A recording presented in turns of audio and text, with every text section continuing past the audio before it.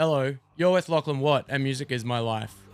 This week, my guest is Paul Seidel, a brilliant drummer from Germany whose work I've been into for a long time, and a truly lovely guy I've known since performing with his now former band The Ocean on his first Australian tour with them in 2015.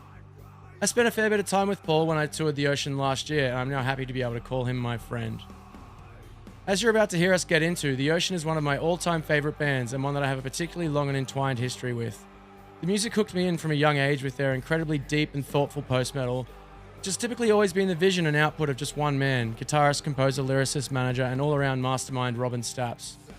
After joining for the touring cycle of their iconic Pelagial album back in 2013, Paul became one of the few members to actually contribute writing material, including several of the tracks on the 2020 record Phanerozoic 2, such as this one.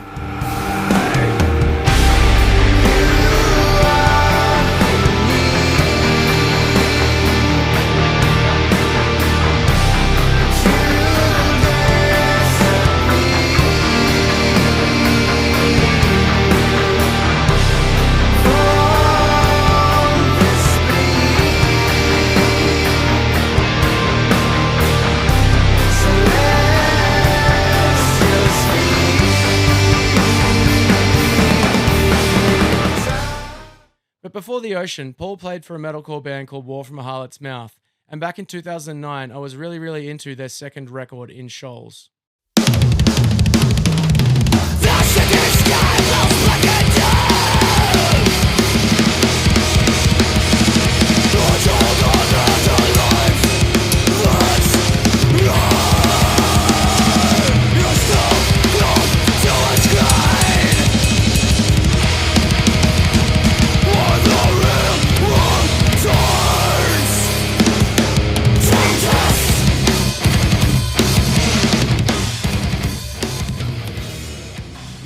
Now, after Paul officially stepped down from The Ocean earlier this year, and knowing that he was about to have a lot of time up his sleeve, I approached him about playing drums for my band Run's new material, and I explicitly asked him to pay tribute to the killer opening drum fill that you just heard on one of our tracks.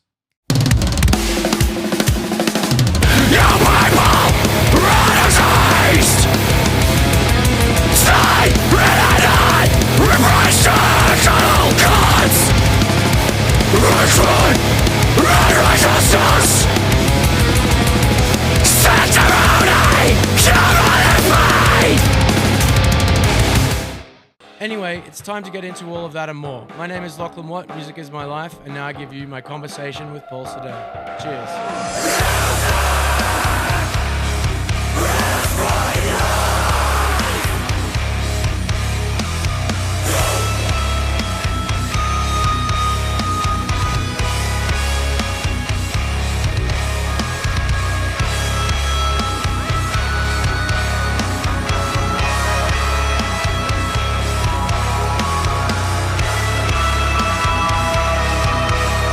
It's good to see you, man. Yeah, you too. How's life? Good. Pretty chill right now. I just came back from Lisbon, short trip to continue my tattoo, my sleeve. How are you? Yeah, really good. I'm happy to have some new tracks out. Feels good. Yes. Finally. Congratulations on that.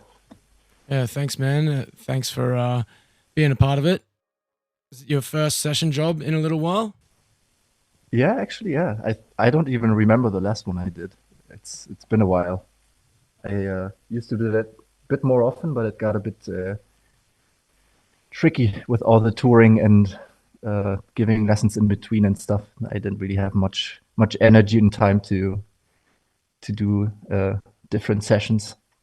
But yeah, I think around 2016, 17, 18, I was a bit more active in that regard. So it's nice to actually be able to do that again. Nice. Cool. I'm really stoked with what you did with the songs. Sounds like you had a fun time with them. I did, yeah. I went to I think I told you I went to the Daily Hero Recordings studio, which is now sort of defunct because they had to move out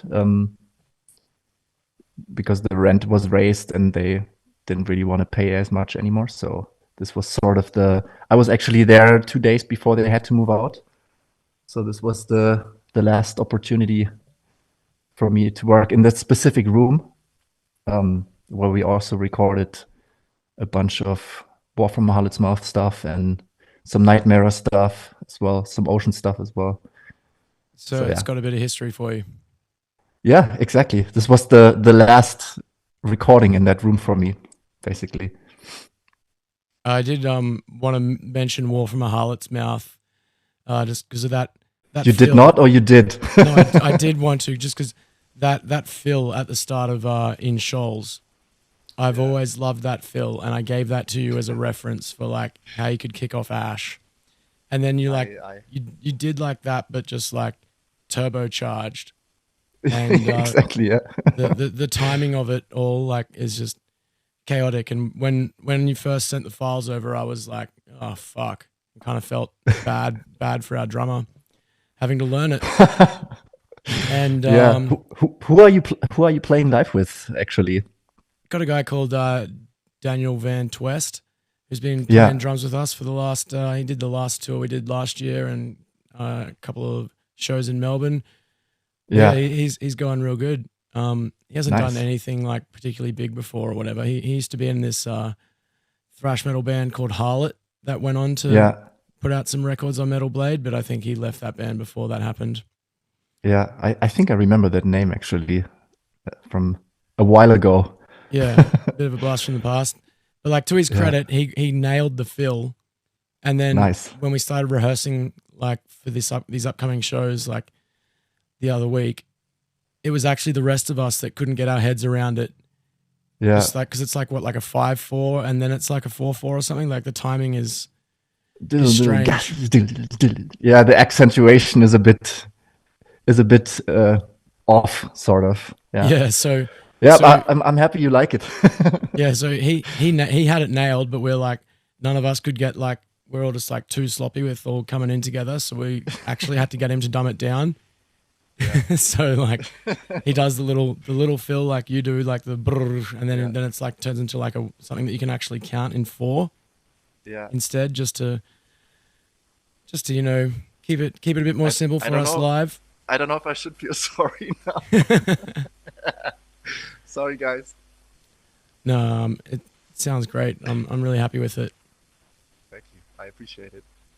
It was a lot of fun. It's been a while as well since I've played like fast stuff.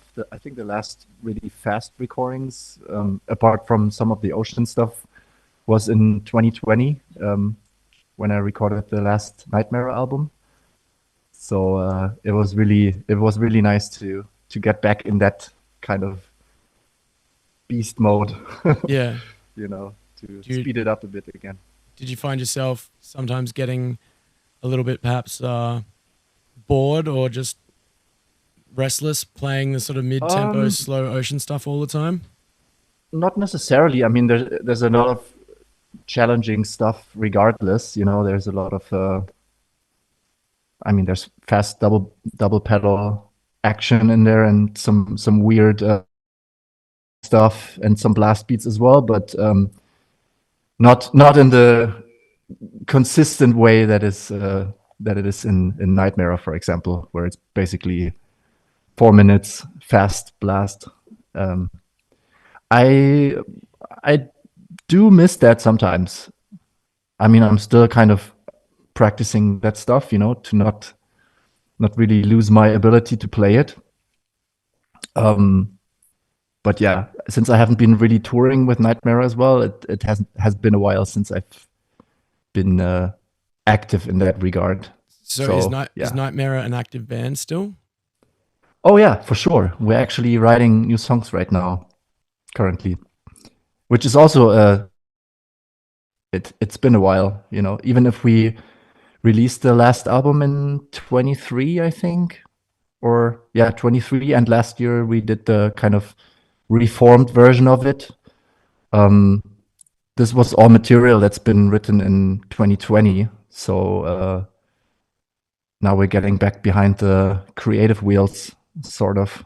So you think now that you're not doing the Ocean that there might be some more time for Nightmare, or is it still going to kind of go at the pace that it's always gone?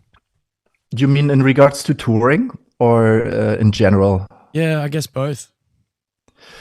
Um, I think we're at a stage right now where we just really want to write music and be creative together. We don't have any big touring plans, but we just want to be sticking our heads together again. And Simon and me have always been kind of creative digitally as well, since he's now living in the US in Portland, and I don't get to be creative in person with him very often. So we're kind of just sending over ideas and bits and bobs, basically. And he has been or had been in a kind of creative block for a while, which now has vanished, sort of. So yeah, it's nice to be working on music again for this project, you know. Because you guys, like, he used to be in War from a Harlot's Mouth as well, right? Exactly, yeah. Correct. Yeah. We basically started Nightmare right after the the last shows of War from Harlot's Mouth in 2013. And then yeah, just got going. Is War from a Harlot's Mouth touring with the Ocean how you ended up getting involved with the Ocean in the first place? Yeah, I think so.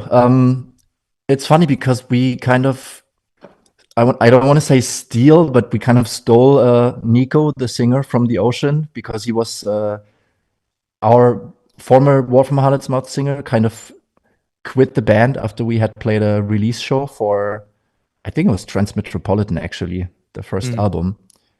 And he wanted to focus on his studies and stuff like this. So we were kind of in a dilemma that we didn't have anyone for the tour that had already been booked.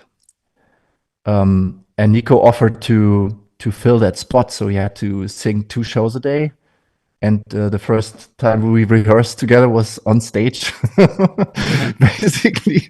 And then yeah, we just continued kind of working together. And after some time, he continued touring with the Ocean as well for, I think, almost 2 years. But then it just got too much to be a fixed member of War from a Harlot's Mouth. Yep. And then I think once we announced that we would go on a hiatus, yeah. Robin called me and just said, "I heard you're a free spirit right now. How about you play in the Ocean?" And that's how the story goes. So when that first happened, like, the Ocean has obviously, before your era of the Ocean, went through quite a few members. Did you Mhm. expect going into it that, it might just be a temporary thing and then you just blinked and all of a sudden 12, 13 years had passed? Or what was the perception of that like for you? Sort of, yeah. I mean, I in the beginning I was considering myself more of a almost like a session musician, you know. I got paid to play gigs and didn't really have any, let's say, creative ambitions to be more involved. But yeah, we just kept on touring, and then we started writing some stuff, you know. Then I think 2015, we released Quiet Observer for this split with Mono. That was kind of the first creative output that we had, and then another 3 years passed basically until 2018. So I was in the band for 4 years without really being creatively active and involved. Yep. That really only got more solidified in 2018 when we wrote Phanerozoic 1 and 2 at the same time. Yeah. So in terms of everyone that's been in the Ocean, obviously everyone knows that Robin writes the bulk of the music, but you've probably written Mhm. like the second largest contribution to the band, right? Would that be correct? I don't know. Honestly, I don't really know how many of the previous tracks had been written by other members. Yep. I know that on, I think, Anthropocentric, there's a couple tracks that Jonah Nido wrote, the Mm. previous guitarist, who's now in Coil Guns. Other than that, I'm not sure. Maybe I wrote like three and a half songs. Holocene is basically Robin and Peter together. So if you consider that a contribution by Peter, that's Pretty significant. six, 7 songs or something. Yeah. So yeah, we've had our creative share, I guess. Yeah. So, what do you think it was about the era of the ocean that you were around for that allowed it to kind of get the stability that it had for so long? Mm, it's a good question, actually. I think it's always a um, uh, the amalgamation of people in the group. You know, if you have 5, 6 people who just click together and who play well together and who get along and have a good time on the road and kind of feel like they can do this thing together and despite whatever happens and whatever adversity you're facing, you know, this always is a big contribution to being a solid lineup in any band. So in this regard, I think it just really helped that we were people who kind of got along well, you know, and who had a similar kind of outlook on what we wanted to do musically and where we wanted to go with it. Um, but I think it definitely also helped that the band was doing better, also financially. You know, it's always very difficult to find dedicated musicians who want to spend this much time on the road without being able to pay them accordingly. Yeah. So I think in the beginning, in any project, you know, if you have a band that's starting from the ground up, it's not so easy to have members who really want to contribute Yeah. on a long term base, basically. So I think that really helped, and I think the two things working together, kind of, you know, there was also the pandemic, obviously, which added another 2 years of being in a band without being really Yeah. active. Without it really counting. Yeah. So in that regard, yeah, I don't know. It's yeah, that's my opinion.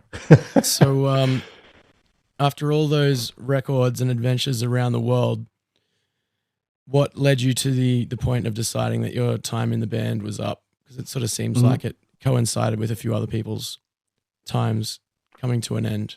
How did that all unfold? Um, it unfolded over the course of 2 years, I would say, slowly but surely. Mm, I think, especially during the pandemic, I kind of, for the first time in almost 2 decades, had the time to be home and experience life not on the road, um, just being on my own and exploring different aspects of my life that I didn't really have the time for before. Um, and in addition, I think the intensity of touring really just got to me at some point, both physically and mentally, to a degree where I was sometimes sitting on stage and just really wanting not to be there, you know. Mm. And those were really obvious signs for me that something needed to change. Um, and yeah, I think it was also just the creative aspects to some degree that we didn't really agree on anymore or didn't really vibe with me uh, anymore. Uh, Different things coming together, you know. And obviously, it wasn't an easy decision for me, which is why it took almost 2 years Yep. to make it, and also to communicate it. You know, it's a big part of my life. It's a big. It's also my job in a way. You know, I'm earning my living with it. But yeah, I think in the end, I decided for my own well-being, and I'm actually happy about it So that you're I did it. enjoying life more now that you're not having to worry about being on tour at all? I wouldn't say more necessarily because, of course, touring can also be very fun and enjoyable. Certain aspects of it obviously suck big time, like, especially the exhaustion and the continuous being on the road and not being home and stuff like this. Mm, But there's, of course, also parts that I do enjoy. I would say I enjoy it differently with the new perspective now. Um, I've been I've been keeping it pretty low in the past couple of months, not really doing too much and just trying to take it slow, come to a halt in a way, and finding creative sparks again, to see what happens. I'm just really kind of letting things happen right now, mm. letting things come at me in a way. Yeah.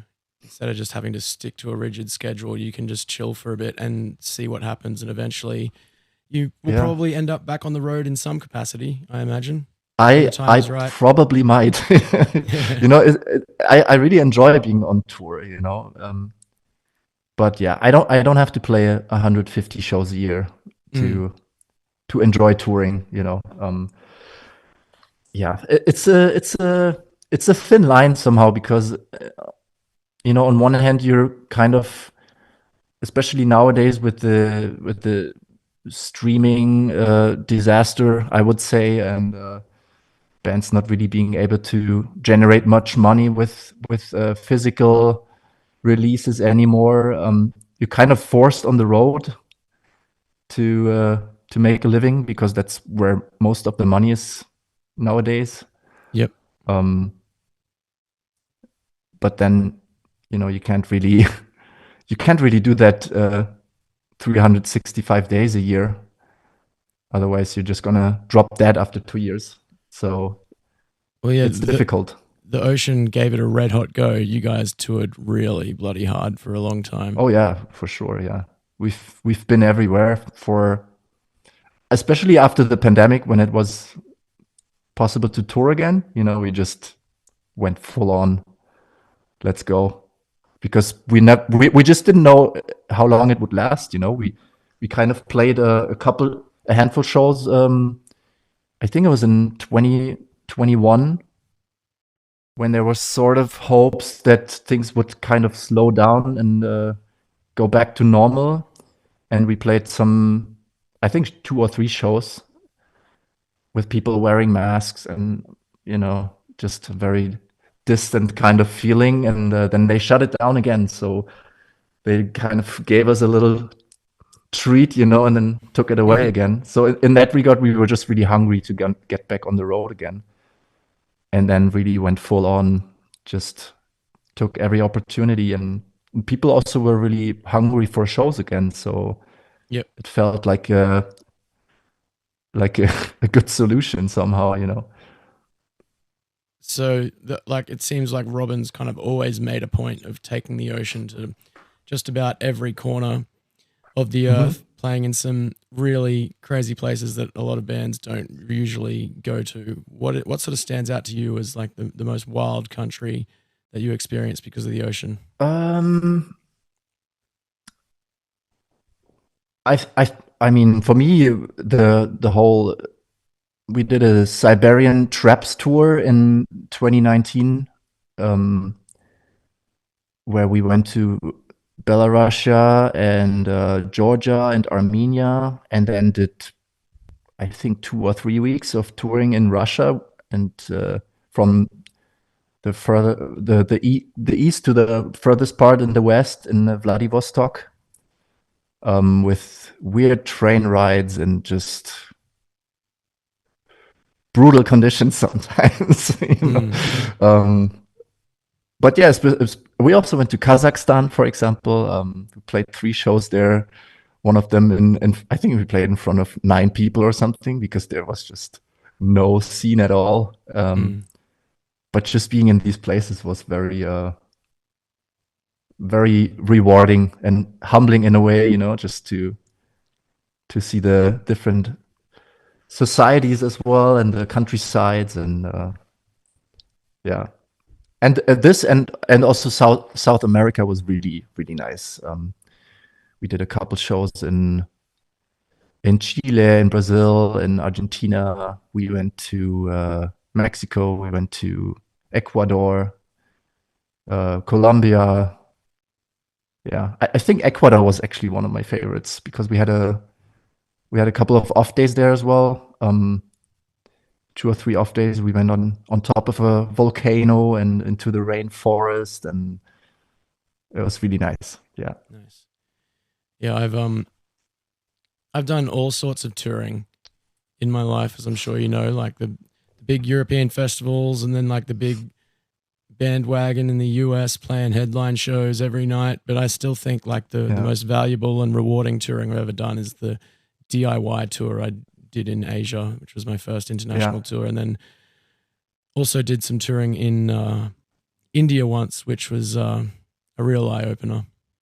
Hmm. For sure. Oh yeah, India is also a very special place. Yeah, it's a different world, Yeah, literally. I think that's the Yeah. sort of touring that really opens your mind and widens your perspective and humbles you Yeah, and totally. Yeah. makes you just a more sort of wholesome and appreciative and understanding person on so many levels. Yeah.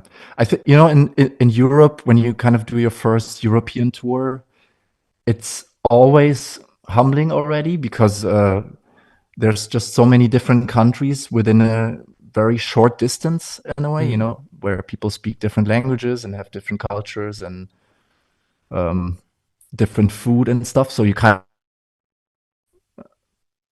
of get an idea of what it means to be in a different country and how everything is connected in a way through music as well.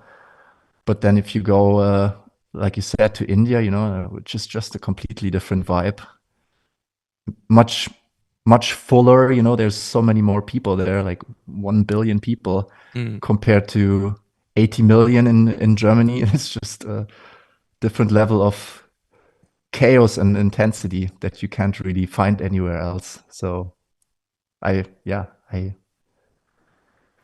I feel that. Yeah, so the Ocean just played their first show without you Hmm. at Hellfest, and like it seemed like you guys made your announcement, and then what you had like 6 to 8 months until your final show, so it was like a really long process of pulling off the Hmm. band-aid, and then everyone except for you sticks around for Hellfest for like one Yeah. more show. They just couldn't get enough. They weren't ready to say goodbye yet, but you were. What's the story with that? I don't really know, honestly. I don't really know how to answer that because I mean we kind of internally obviously communicated this way before announcing these last shows. So in a way, this was pretty clear to us already. The way of communication, I probably would have handled it differently, but that's the way it was handled, and I just really, I just really did need to make the cut for me personally. Yep. There was, I just really needed to say this is it, because there's always gonna be another show that comes in, and You're like, oh, there's that'll a be a cool show. Like one more, just yeah, one yeah, more. there's always something coming up if you're sort of established as a band, Mm, and you have a booking agency, and there's festivals and there's bands touring. There's always going to be some kind of opportunity for you to jump back on the road. And for me, it was just if there's one thing I don't need right now is to play more shows, and I'm gonna have to say no to this. And yep. I guess the others had a different opinion on this, and fair enough. I think they had a great time playing these last shows, and it looked fantastic. The Hellfest show looked fucking amazing. So I'm happy for them that they had this big last blast farewell show. Um, So who's the yeah, drummer that stepped in to fill your shoes? He's his name is Jordi Farey, I think. If I pronounce it right, I don't really know. I think he's from Spain, or he's Catalan, if I'm not mistaken. And he lives in Leipzig. He also plays for Crippled Black Phoenix, if I Oh yeah. am correct, and another band. Yeah, so he's been kind of visiting Berlin to rehearse and practice the set and stuff like this. Yeah, that's all I know about him. Yeah, right. Did I'm not sure how much of this story of mine you know, but did you know that I was on the shortlist for becoming the Ocean's vocalist at one point before you were even in the band? I did not know that. Was that before Loic joined, or? Yeah, so you know, when they did the vocalist search that ended up resulting in Loic joining the band, Yeah, Robin put the word out to the whole world, yeah, and there was as he does. like a questionnaire to fill out, and like all different bits and pieces to upload. Like he wanted like live footage and just like answering questions about what type of music I'm into and Yeah. this and that. And like Robin and I had already sort of known each other for a bit because I'd interviewed him for an old magazine that I used to work for Hmm. because I'd become completely obsessed with the ocean from the moment I heard Aeolian. Yeah. And I recorded, You go way back. yeah, I recorded vocals for The City and the Sea, and then Oh wow. a couple of the tracks off Fluxion. Oh wow. And and I sent everything through, and then I just didn't hear anything for like maybe like 4 or 5 months or something. And I'm like Yeah. emailing Robin, going like, "What's going on?" And it was just like, "We're still trying to make a decision. Like, you're on the Yeah. short list, so potentially kind of Yeah. get ready." So I was You working were my getting ass ready. off trying to like pay off my debt and get some like money in the bank. So I like at like 22 or 23 years old, I was potentially like ready to just drop everything and move to Berlin. Yeah. Oh wow. And then eventually they went with Loic because he's obviously got a much more developed and powerful like singing voice than I. And Mm. Robin said like, look, if we were going in the same direction as, you know, like Fluxion, Precambrian, Aeolian, Yeah. then you would have been great. But we want to take it this way. So, Yeah. and this guy's Wow. way So you better would at have that. actually So moved to Berlin. yeah, that was the plan. And in hindsight, very glad, you know, that it worked out like it did, because I think that would have probably been pretty bad for me. Just Yeah. going over to Germany and saying like goodbye to, you know, like my home networks and friends and just stability and everything, to just go and Mm. be told what to do in someone else's band. Like it could have gotten fucking dark. Who knows? Yeah, but Berlin is also a great place for creative people, you know. I'm pretty Yeah. sure you would have set a foot here as well. So, but I mean, who knows? Now Yeah. I Yeah. think You never your know. life took many amazing turns, regardless. You know. Yeah. And if anyone is listening and curious about that, if you track down my SoundCloud, you can find my audition demos. They're still up there. Oh, really? It's Yeah. up there. I want to listen to Yeah. that. I like back when I first did them, though, I was like more proud of them than anything else I'd recorded vocally before. Yeah. Um, 22. How old are you now? I think I was 22, 23. I'm 37 now, turning 38 Yeah. soon. So All a long right. time ago. Yeah, for And then yeah, sure. from there, I started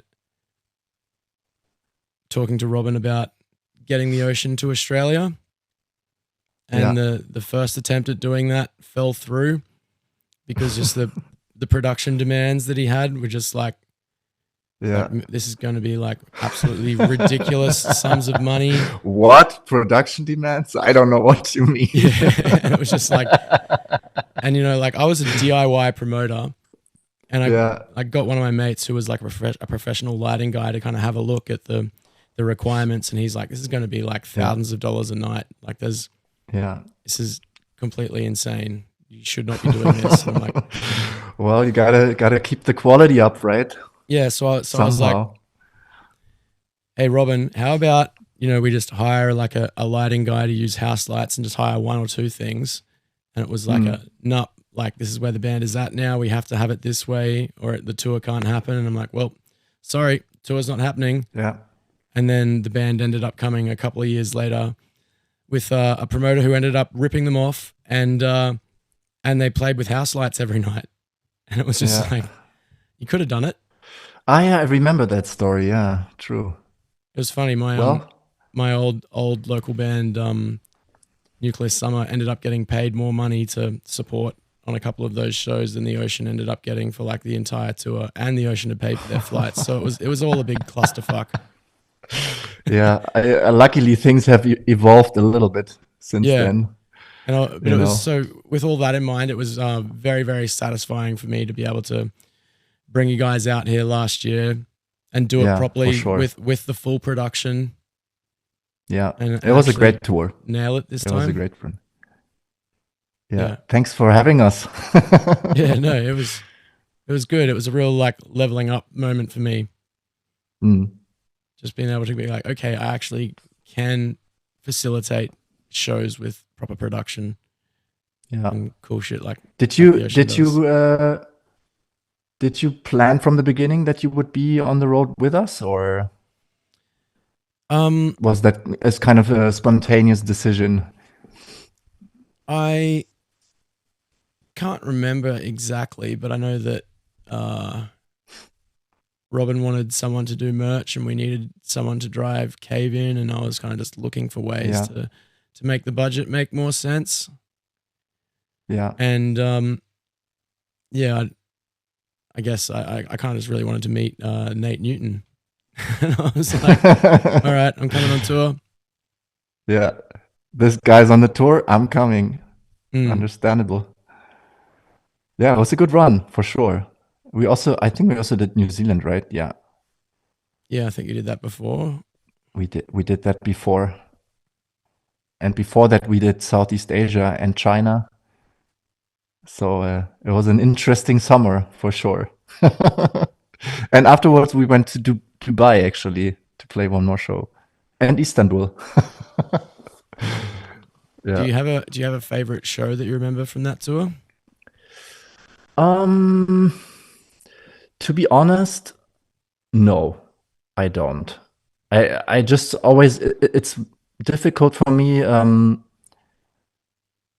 It's always difficult for me to remember shows in Australia because the whole travel logistics and jet lag thing always plays a very negative role in my memory somehow. Mm. I do enjoy being in Australia, but the shows themselves, I always need to see pictures to remember somehow because it's all a blur. You know, I usually Melbourne is the best show on the tour for us. Melbourne or Sydney are usually the highlights, just in terms of outcome and audience attendance. It's usually the better ones. Yeah, Um, I thought the Pelagic showcase show in Melbourne where oh you had yeah, Pelagial in full sure. was Now was that now that fucking you say sick. that, that was a good one. Yeah, I almost forgot that we did that in between playing the Yeah, other shows. Yeah, that was a and then highlight. by the end of the tour, became pretty clear to me that the Ocean wasn't going to be maintaining its then current format for that much longer. Like Loic was Mm. blowing up, just like being like drunk as fuck, being like, "Fuck this, I'm fucking out." Like, don't tell anyone, shh, but I'm quitting. Like, Yeah, I think at this point also it was already. I mean, at least for me, it was already clear because I had kind of made my mind up, but we hadn't really communicated anything yet. mm, I think for me, it was last year around April or May that I made that decision after being on tour and just being completely wrecked again. And yeah, but yeah, I mean, I still enjoyed the tour. that we Yeah. did there for And, sure. and it seems like, you guys were able to end things pretty amicably and like Yeah, respectfully and no bad blood. of course. Yeah, I'm never a big fan of dirty laundry, washing, and Mm, talking shit about each other. It's just not my vibe. I want the best for the ocean and whoever joins the band now. It's a great band with great potential, and they will keep on sailing the ship. And whatever else we end up doing will also be something we hopefully enjoy. I'm not sure what Loic's gonna do now. He just moved back to Switzerland with his wife. Um, David just became a father, so he has also has other priorities right now. Um, yeah, and Robin and Matthias are still there. New drummer. I'm excited actually to see who's gonna fill Loic's and David's shoes. That's gonna yeah. be very interesting. I have a feeling there's gonna be a couple of surprises in that regard. Yeah, but I don't know. Yeah. No idea. So you mean like potentially like you wouldn't be surprised if some big names stepped in or just No, I mean more like in a creative sense. yeah. Like where the band is going. It could be anything. It could be. Because the next album's already written, right?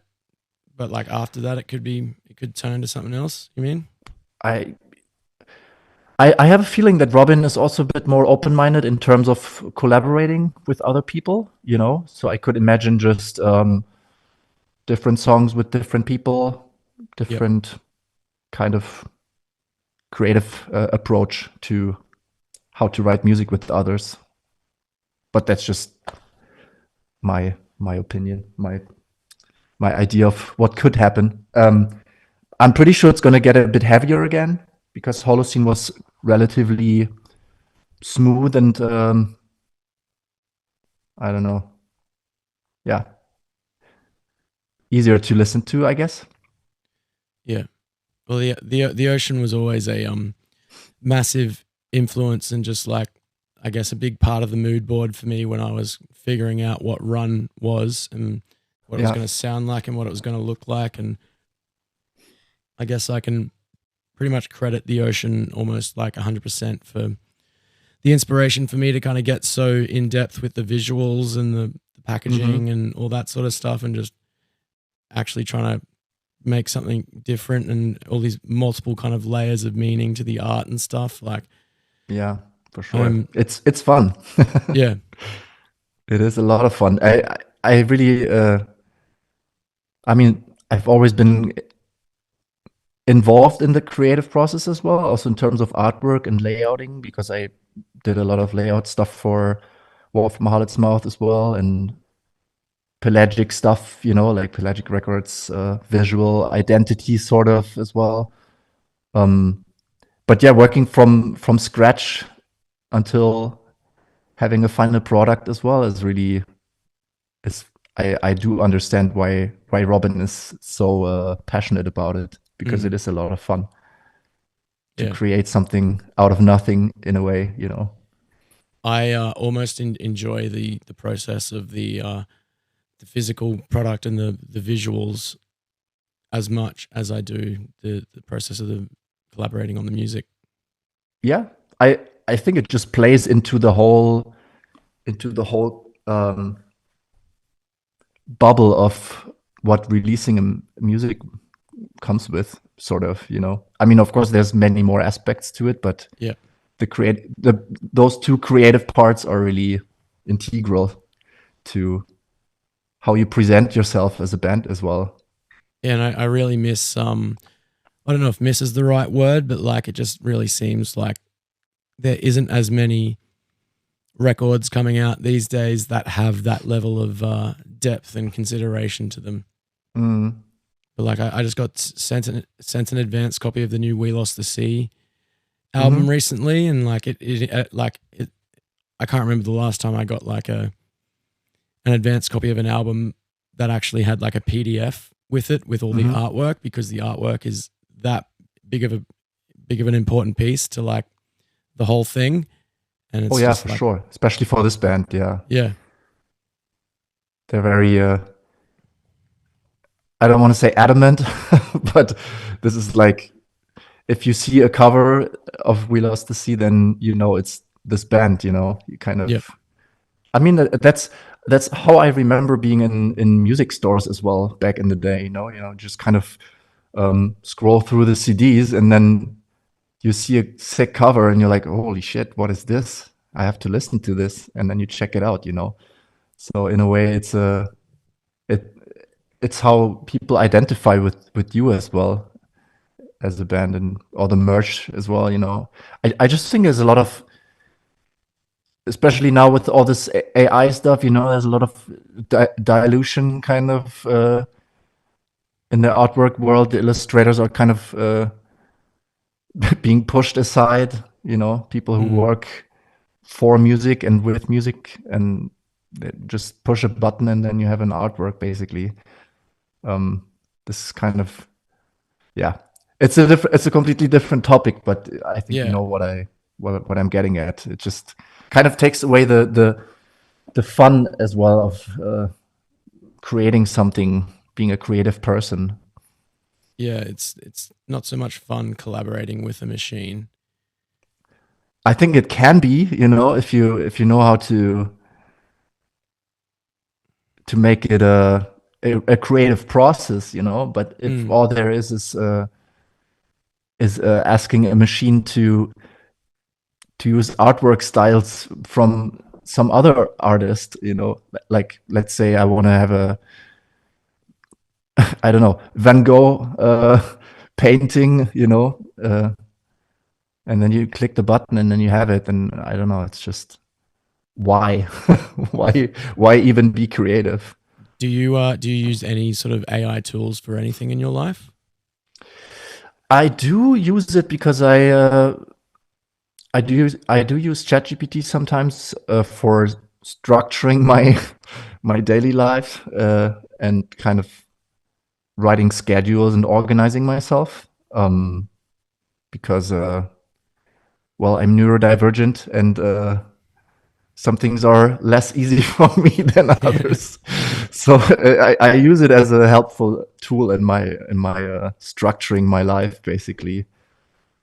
Um, I sometimes I write a lot, so especially the since I'm not a mother tongue English speaker, sometimes I just have some proofreading done to make sure that I'm not completely off the charts with what I'm writing, but Yep.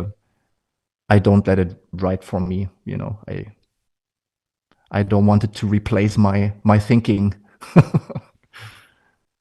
I I only really like occasionally I'll ask if I'm really racking my brain for something and just don't want to like go through Googling six different things to put it all together myself. I'll ask ChatGPT a question, but generally the only Yeah, AI I'm like regularly using is just for editing this podcast yeah, and for like putting captions on the reels and stuff for the yeah. socials. Like I find that it's just a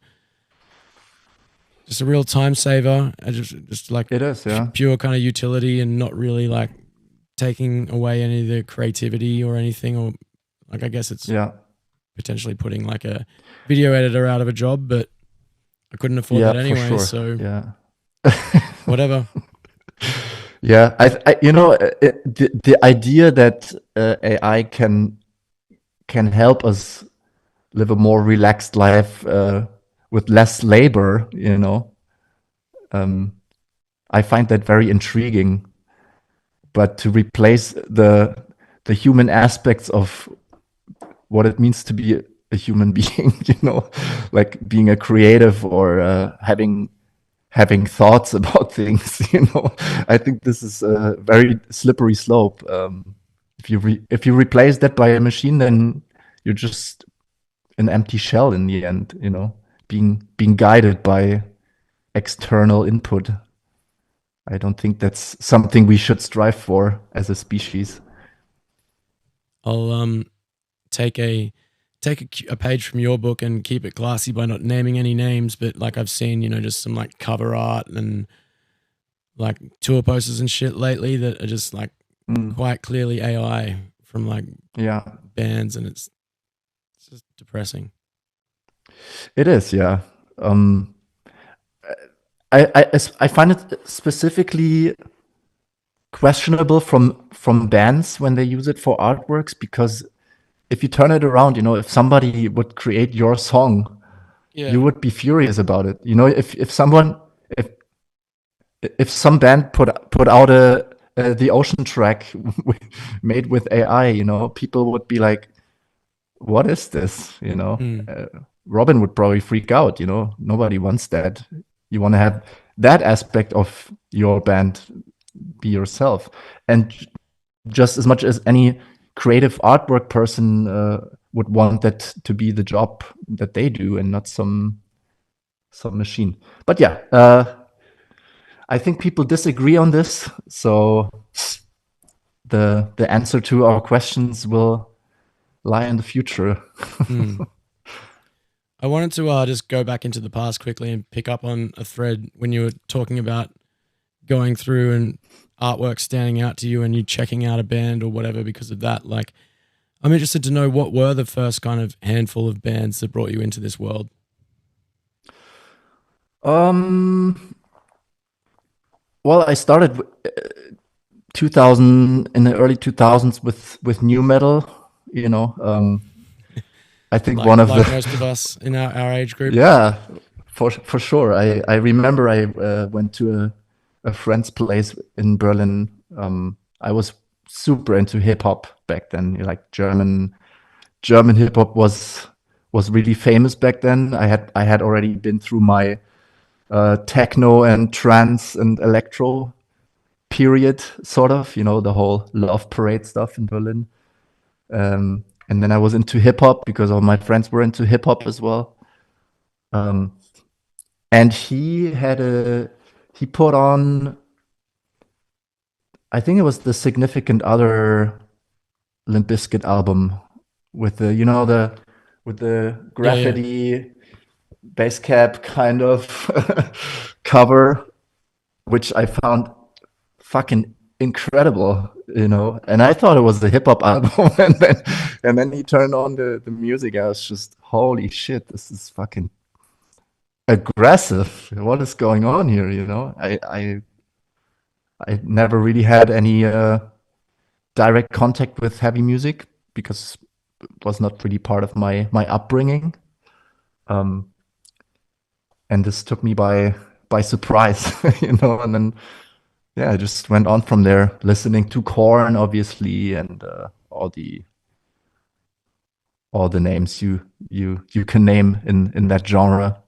Yep. And from there, I started also playing drums and covering bands. I was super into Deftones as well, and Abe Cunningham's drumming.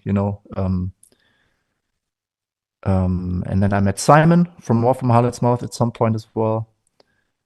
Slipknot, System of a Down, and then he infused me with the complete madness of Iron Dissonance and the more hardcore stuff, death Yep. metal, and just went. I don't want to say downwards because it went upwards from there. It but just but got you, more you and more in. the Yeah. music got better and your life got worse. No, my life got better as Yeah. well. Actually, That I was mean, that was a I joke. Probably a bad one.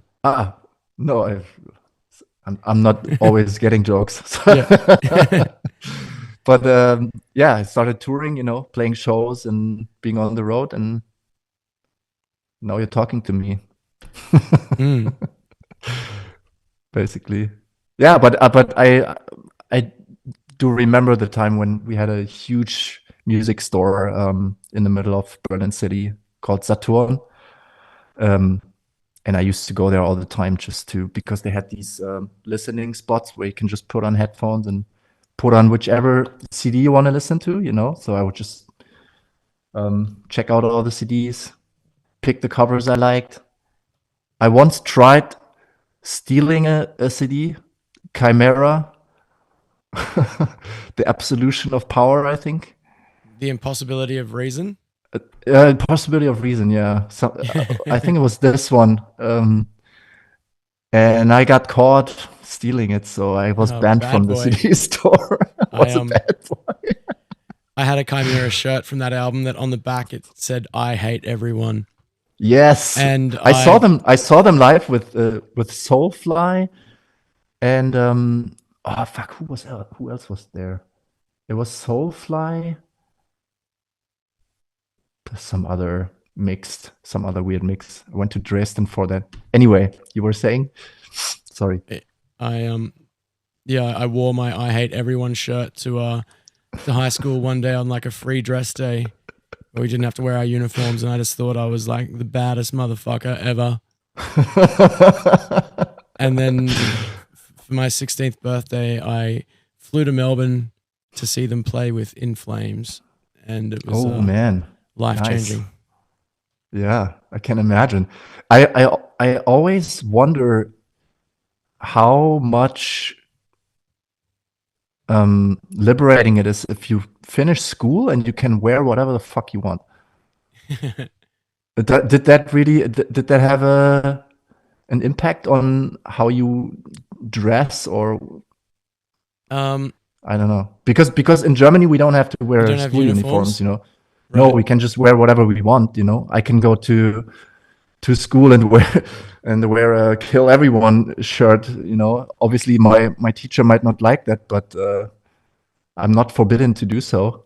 Yeah, I think I've pretty much been wearing a uniform ever since then. Anyway, just black jeans, black shirt, black shoes. True. You're still in uniform. I just changed the uniform to one that Yeah, I liked, and I got to pick. true. Yeah. You don't wear the school emblem anymore, but No, it's still, yeah, cool.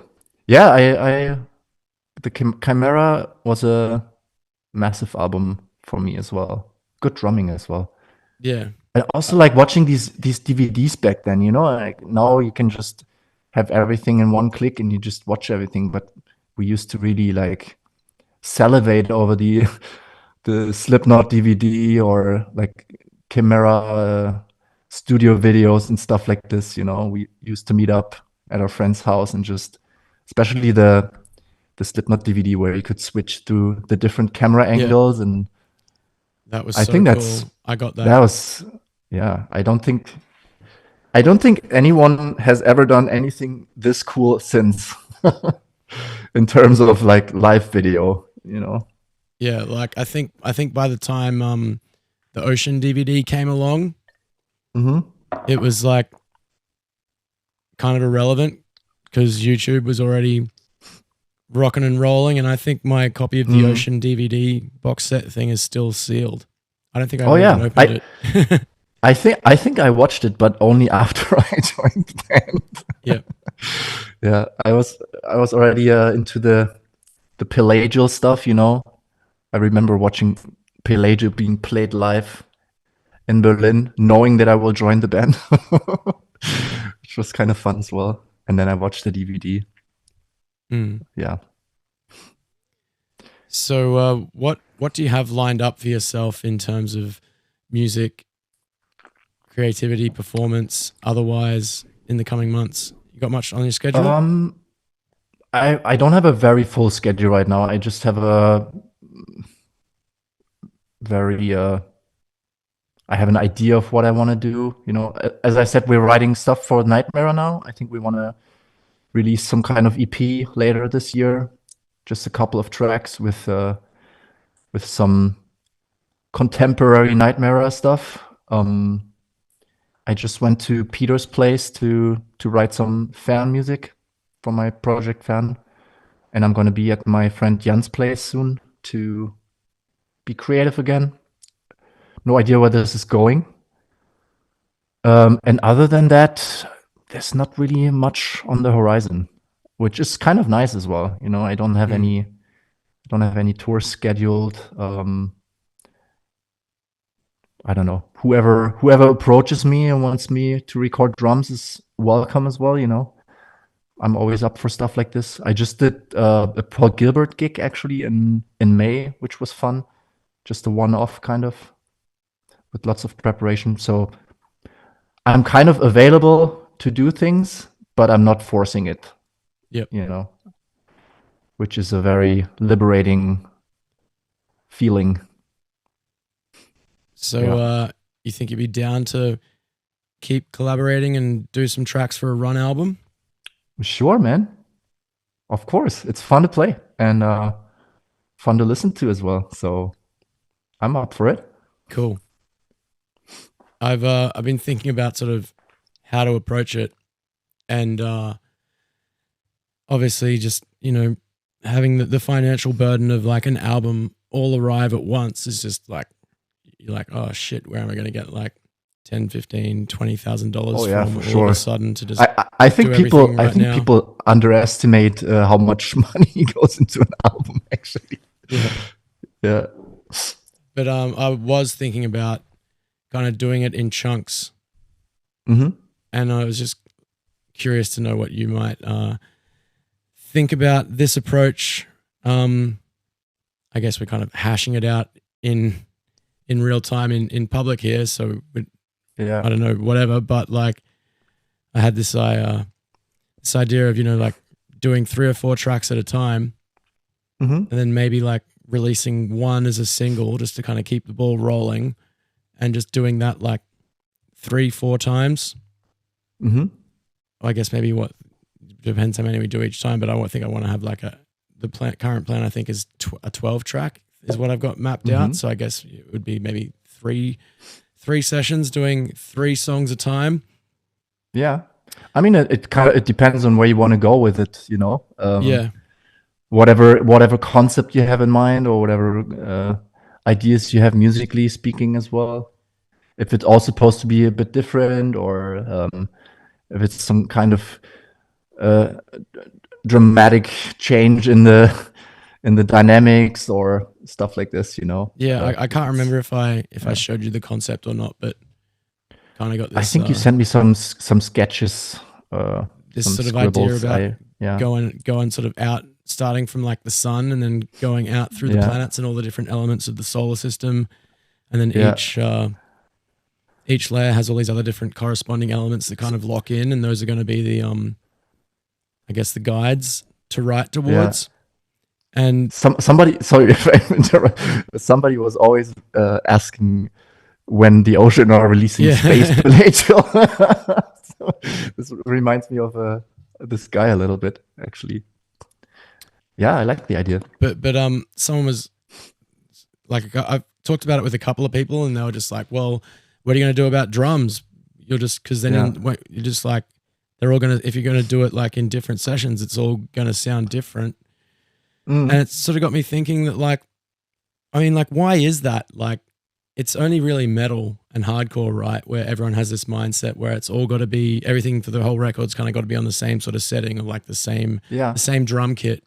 Whereas you'll have like pop records or like soul records or whatever, and it's like some tracks will have like a completely different set of percussive instruments, and like, for sure, like 3 or 4 different bass drums sets across the whole record. And I'm like, well, why can't I do that for like a blackened post metalcore or whatever it is record? I mean, you absolutely can, and I think you should as well. I have always used different snare drums as well if I had the opportunity. You know, if it even on the Phanerozoic albums, there's different snare drums. It doesn't really show, because in the mix it kind of gets equalized in a way, you know. And also in pop music and other genres, if it's being mixed, then the mixing engineers try to kind of find some coherence in the sound, you know. But by all means, man, I don't think it matters as much. I think it'd be as long as it fits the song. Yeah. Yeah.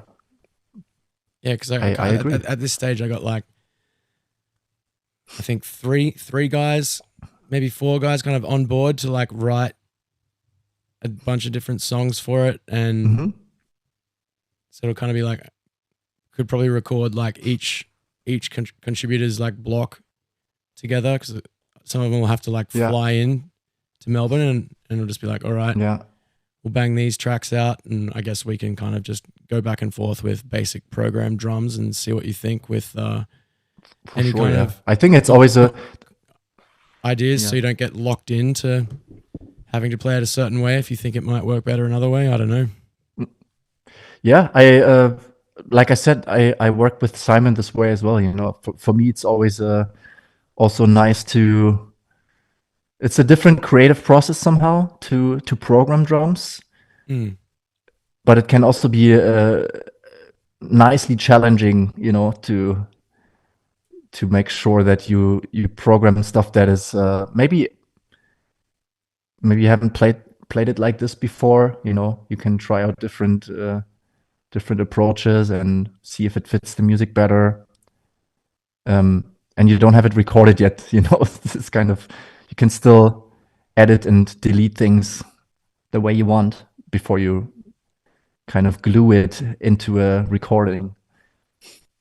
Yeah, it was interesting. Like the demo for Ash Mm. was written as MIDI, Yeah, and then when it came time to recording it, like Pat, the guy who wrote it, was like, "Fuck, like okay, I've got to actually play that now." Had to kind of yeah, get his head around a few things because it was just too chaotic to yeah, kind of directly translate from MIDI to human hands. yeah. I have that sometimes with fan stuff where I'm thinking about guitar riffs as well, you know, and the tunings are just like super weird. So you have to make sure the tuning is aligned with your fingers as well, so you can actually play it. But yeah, I don't know. I like it. It's a nice way to explore different aspects of music without actually having to know how to play the instrument Mm. necessarily. You know, I don't play cello, you know, so I can still program cello if I want to, if I have a good idea. If I have a Was musical brain, you know. what was drums the first instrument you learned, or did you come at it from a different direction? Actually, no. I started with piano when I was a child. Um, for a couple, I don't know, it was not very long, maybe 1 or 2 years Mm-hmm. until the teacher hit my hands when I played wrong, which was the the the red flag for my parents to not send me there anymore. And then I played some acoustic guitar as well. Um, it's kind of I mean, my father's a musician as well, so I've always been surrounded by instruments in a way, you know. Picked it up here and there, you know, blew into the trumpet or whatever. It's just not saying that I was able to play the trumpet, but um, it gives you an idea of the cosmos of music in a way. So yeah, So, what kind of piano, musician was your guitars. father? He still is a musician. He's a singer songwriter. Mainly writes German, kind of like folky pop music, I would say. He used to play in a band called Ungelenk, um, which was a little bit of a comedic approach to German folk music. And they used to tour a lot, and he plays trumpet, guitar, piano, you name it. Nice. It was a different music education when he grew up, you know, at university, and they had to learn all that shit. They had to know how to play it. Mm. Yeah. Well, I am pretty keen to go get some dinner, Paul, but it has been lovely chatting. Please. Is there anything else you'd like to say before we wrap this one up? Uh, I don't know. I'm also happy to have some lunch now.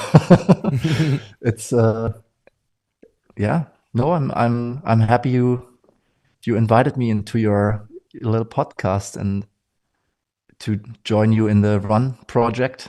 I'm excited and happy that I was able to contribute to this, and looking forward to doing more of it. Hell for yeah. sure. It's really kind of special for me to have you on board with Run. So I really appreciate you giving me the time of day with it and actually doing it and smashing it as hard as you did. I tried my best, and I'm happy you're happy about it. Thanks, man. Thanks for your time today as well, and I'll no doubt talk to you sooner than later. Yeah, thank you. Enjoy your lunch, Paul. Catch you later.